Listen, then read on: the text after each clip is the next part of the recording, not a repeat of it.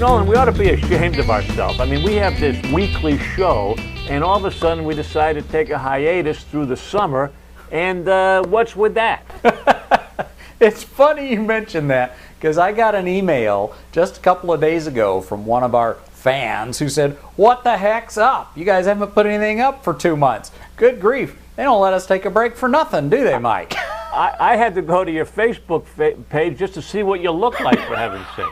I've missed you, man. Have you grown any hair since I've seen you last? Not in places I'd care to talk about. But you know, this kind of reminds me of something. What's that? Well, you know, it's when we didn't do something that finally somebody spoke up and said, "What the heck? Where are you?" And so it just kind of got me to thinking, what happens if you got a business, a travel agency, or whatever, and you haven't contacted your customers in a while? Maybe they're thinking, "What the heck? What's going on?"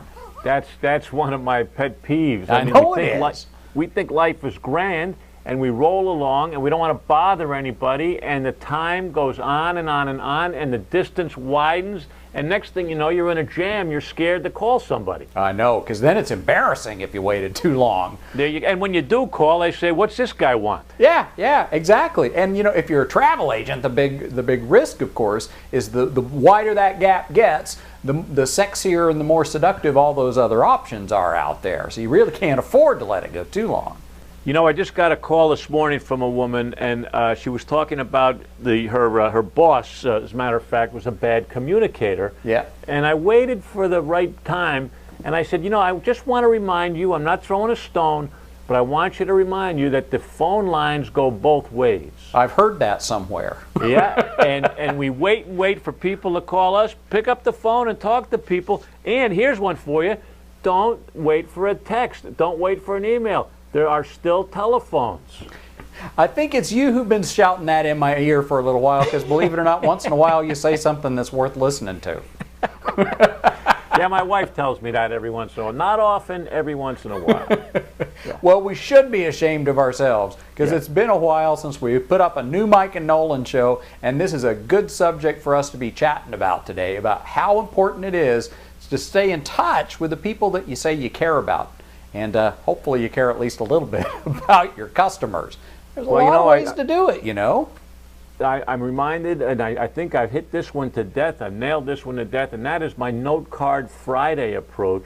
Every Friday, force yourself to contact somebody in your world, in your life, business, personal, I don't care, but make yourself contact them, one person once a week. You'll get into the habit, and you'll end up doing it all week long. Yeah, you're right. It has to become a habit. And you know, it doesn't always have to be, in fact, I think it shouldn't be, contacting people to say, buy something, buy something, buy something. No, How about just, hey, it's been a while. How you doing, man? You know, I was just thinking of you yesterday. I thought I'd give you a call. You bet. That's all it takes. That good old-fashioned, human to human, reaching out, saying, how have you been? It's been a while. You don't have to say, how have you been? Here's a cruise that's on sale. They'll connect the dots as long as you keep in touch.